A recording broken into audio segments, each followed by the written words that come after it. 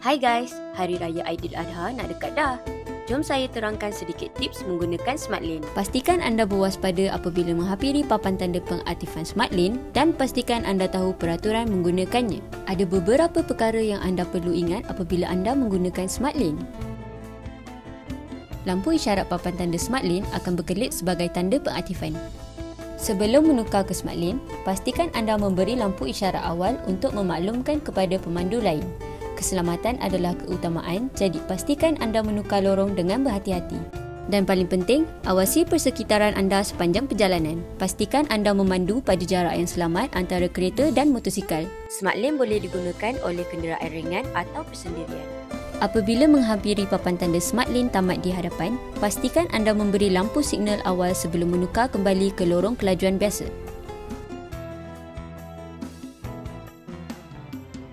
Selamat menyambut Hari Raya Aidiladha dan semoga selamat sampai ke destinasi anda.